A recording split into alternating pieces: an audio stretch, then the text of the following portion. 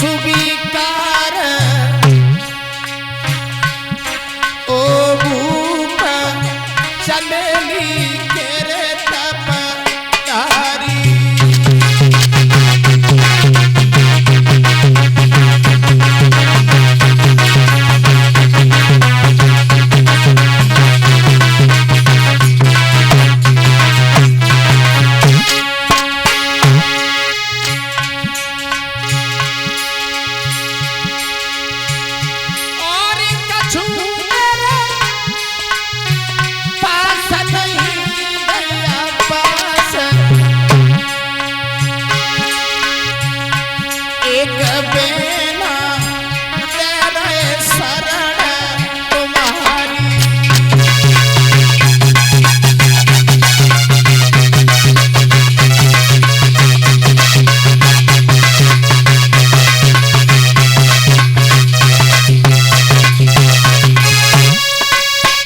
आगे कुछ और लिख दिया।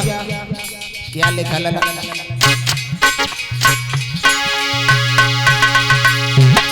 होशियारी से आइयो कतूना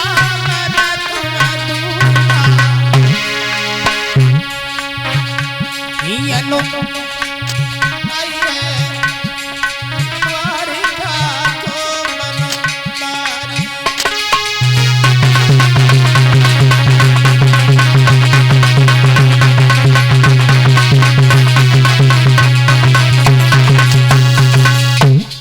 नाई और पंडित जी को परिषद जी भेज दिया रुकुम ने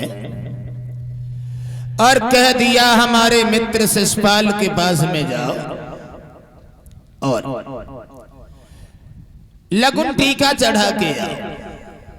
तो परिषद जी शिषपाल के पास में नाई और पंडित जी पहुंचे हैं, सारी बात बताई है। शिषपाल ने मेरी बहनाओ देर ना लगाई क्योंकि रुक्मिणी जो थी वो देखने में बहुत सुंदर थी, साक्षात लक्ष्मी का अवतार था।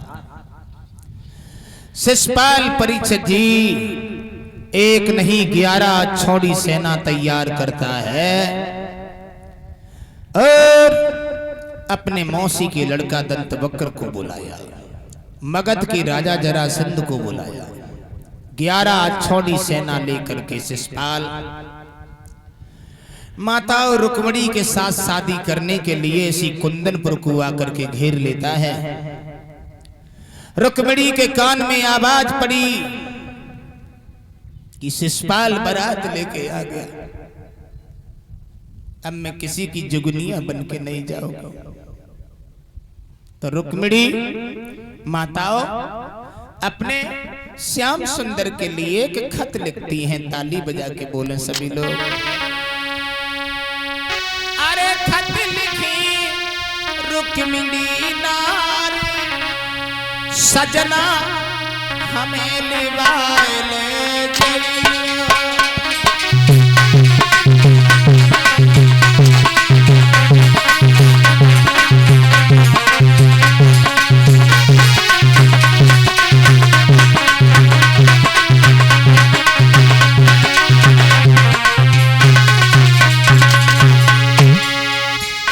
रोती है रुक्मिणी, मैं उसकी दुल्हन बन के कभी नहीं जाऊंगी। मैंने बालापन से ही अपने कन्हैया को अपना स्वामी मान लिया था। मैंने कन्हैया को बचपन से ही दूल्हा बना लिया था। अपने मन में भावना मैंने बचपन से ही रखी थी कि श्याम को दूल्हा बनाऊंगी। रुक्मिणी बोली, खत लिखती जा रही हैं, आंसू पत्र में टपकते जा रहे हैं। लला भैया ने बुरा किया, शिषपाल बुलाई लियो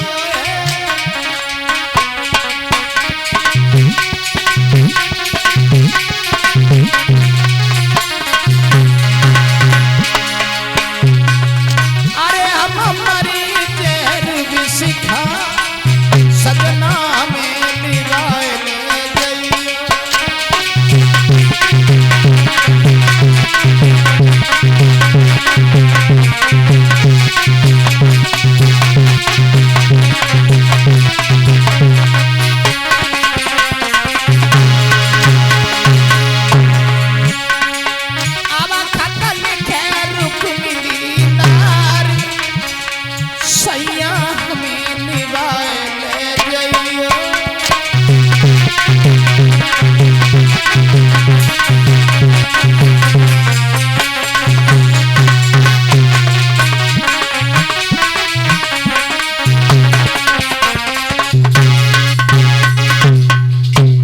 महाराज रुक्मिणी ने माताओं खत तो लिख दिया, लेकिन पत्र कोई पहुंचाने वाला द्वारकापुरी में नहीं है।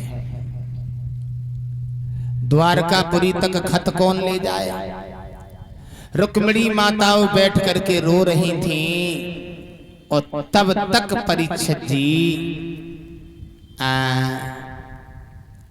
एक बूढ़े से ब्राह्मण देवता आवाज लगाई। ब्राह्मण देवता ने, रुक्मिणी पंडित जी इधर आओ, तुम रो रही हो, हमने सुना है तुम्हारी शादी है। शादी नहीं है, जीवन की बर्बादी हो रही है। का गो भैया शिषपाल के साथ शादी करो चाहते हो? तुम किनके संग में करो चाहती हो? हम कन्हैया से करेंगे। कन्हैया से? कन्हैया को कहीं देखा है? हाँ पंडित जी देखा। कहाँ देखा? सपने में देखा। सपने में कोई बातचीत हुई थी? हाँ पंडित जी बातचीत हुई थी। क्या बातचीत हुई? ये बातचीत हुई थी, भगवान ने ये कहा था कि तुम एक खत भेज देना, उसी के अनुसार हम तुम्हें लेने को चले आएंगे। बिटिया जिस सपने को अपना है होता है। पंडित जी क्या हुआ? ये खत हमारा पहुंचा दोगे तुम? पंडित जी बोले पागल हो गए, कहा बुढ़ापे को शरीर है, खत पहुंचा दोगे? मैं न ले जा पाऊंगा। रुक्मिणी बोली पंडित जी अगर तुम ये खत न लेके गए तो ये रुक्मिणी अपनी जिंदगी का आखिरी दिन आज ही समझेगी। बूढ़े से ब्राह्मण देवता बोले बिटिया मरो ना, ले आओ। कहाँ है? पहुंच गए तो पहुंच गए, और ना पहुंच गए तो पहुंच गए। पंडित जी ने परीक्षित जी वो खत लिया है, और खत लेके बूढ़े से ब्राह्मण देवता परीक्षित जी द्वारका के लिए चले हैं। द्वारका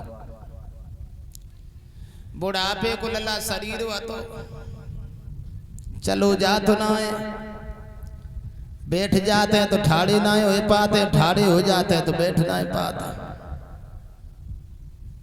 और ये सत्य है, बुढ़ापा ये बड़ा कड़वा सच है। ये बुढ़ापा है ना,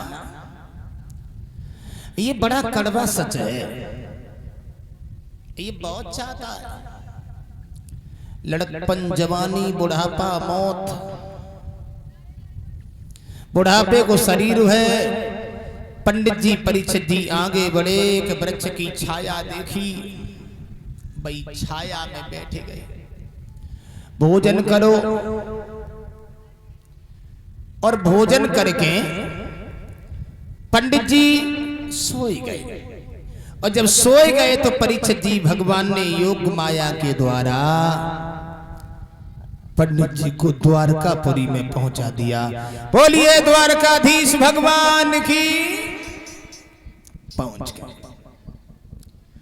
जो द्वारका में पहुंचे तो पंडित जी ने देखा, वाह भाई वाह, हम तो एक वृक्ष के नीचे सोए थे, समझ में नहीं आया यहाँ हम कहाँ आ गए। भैया ये कौन सो नगर हुए? द्वारका छे। भैया कन्हैया कहाँ रहते हैं? कन्हैयू छे। अब यही मालूम ना है जो लेटर कौन से कन्हैया को है, कौन से कन्हैया को दे। तो परीक्षित जी द्वारपाल बोला, माफ करना आप पूरब के रहने वाले हो, ये वही द्वारका है जिसमें कन्हैया रहते हैं। बूढ़े से ब्राह्मण देवता बोले तो हमें कन्हैया के दर्शन करा दो। तो परीक्षित जी आज वो द्वारपाल पंडित जी को लेकर के आगे बढ़ा है, और जैसे ही परीक्षित जी पहुंचा है पास में, इशारा कर दिया, वो सामले सामले है, वो ही कन्हैया है। तो पंडित जी मन ही मन में सोचने लगे, मिल गए गंगा जी के गोदन, ये तो बिल्कुल करिया दारू है, उल्टो ताऊ मरी जाते हैं। रुक्मिणी कन्हैया से शादी करूंगी, कन्हैया से करूंगी। ले भगवान परीक्षित जी तिरछी निगाह से देखन और लगे सो बोले ब्राह्मण देवता वाह भाई वाह, करिया को करिया ढेरा और भगवान मुस्कुराए तो तीनों लोगों के दर्शन होते हैं भगवान के मुख में। बूढ़े से ब्राह्मण ने परीक्षित जी भगवान को प्रणाम किया है। खत जो था वो श्याम सुंदर को दे दिया। श्याम सुंदर ने जब खत पढ़ा है तो परीक्षित जी देर ना लगाई, हाँ देर ना लगाई, बूढ़े से ब्राह्मण देवता को लेके रथ में बैठाल करके परीक्षित जी भगवान कन्हैया एक पल में द्वारका से वो रथ कुंदनपुर में आ गया। बोलिए कन्हैया लाल की। पंडित जी जा रुक्मणी को भेज देना, ठीक है ना, और कह देना कि कन्हैया आ चुके, जाओ ना जल्दी जाओ। तो परीक्षित जी बूढ़े से ब्राह्मण देवता ने भगवान को प्रणाम करो, रथ के पैर छुए, भगवान को चरणों में अपना मस्तक नवाया। कान लगे बारे कन्हैया, तेरे दर्शन के लिए लोग मर गए तपस्या करते करते, दर्शन ना आए भाई। और आज हमारे बड़े सौभाग्य हैं जो आज तुम्हारे रथ में बैठ के आए। मेरा तो जीवन बदल गया। परीक्षित जी उसी समय बूढ़े से ब्राह्मण देवता रुक्मिणी के पास में आया और रुक्मिणी तो तैयार ही ठाड़ी अति कबे आए ब्राह्मण देव। पंडित जी, ओ पंडित जी आ गए तुम? बोले आ गए। कन्हैया कहाँ है? सो मन ही मन में ब्राह्मण देवता ने एक बात कही, का है रुक्मिणी? पंडित जी का देखो तो कैसे है? कारो धरो कारो, काला है। रुक्मिणी बोली मेरा श्याम काला तो है लेकिन दिल वाला है। पंडित जी दिल के बाजार में दौलत नहीं देखी जाती, प्यार हो जाए तो सूरत नहीं देखी जाती, हो जाए तो सूरत नहीं देखी जाती।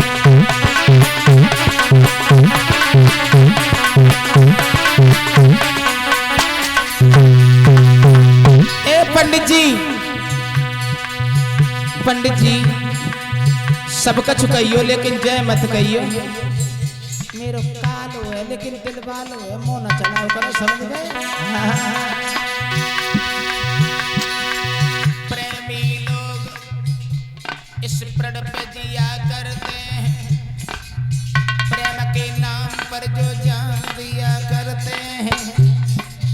क्या बुरा करते हैं जो प्रेम में दिल देते हैं, अपने प्रेमी को वाला ज्ञान दिया करते हैं। हृदय को चीर के कांटों से सिया करते हैं।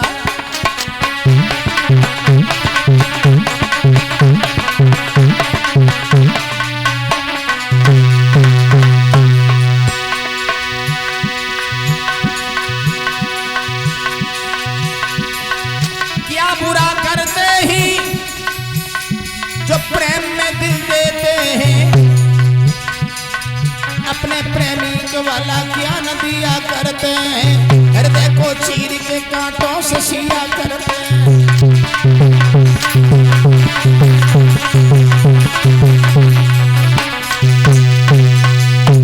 पंडित जी मेरा श्याम काला तो है लेकिन दिल वाला है। कहाँ है पंडित जी कन्हैया, हमें ये तो बता दो। बूढ़े से ब्राह्मण देवता बोले चुप रहो, कन्हैया अलोपा मैया के मंदिर के पास में ठाड़े हैं, समझ गई?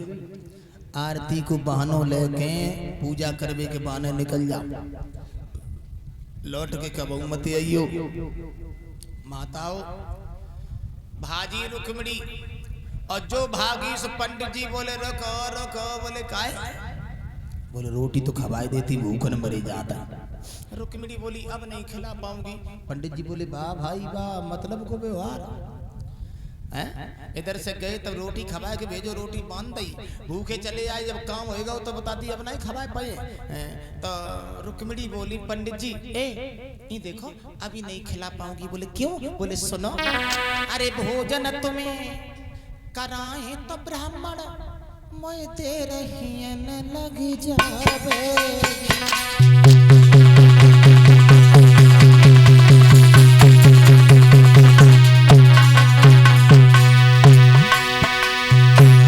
पंडित जी अगर मैंने तुम्हें भोजन कराया तो मुझे देर हो जाएगी, मुझे देर हो जाएगी। पंडित जी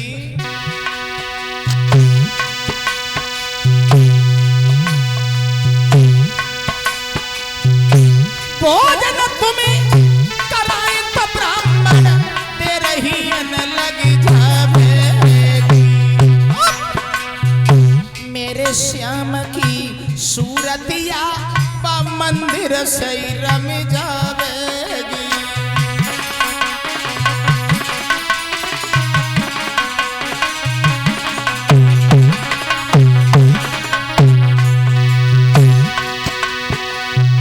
बोली रुक्मिणी, ओए पंडित जी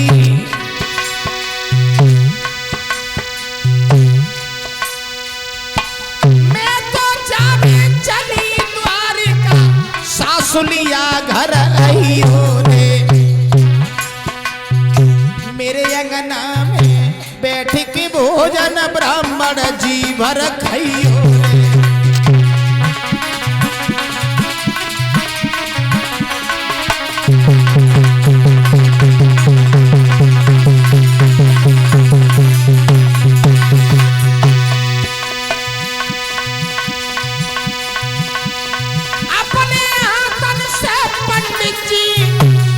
भोजन तुम्हें कराऊंगी, अरे खतने जैसे वो एहसान के ब्राह्मण तेरो चुकाऊंगी।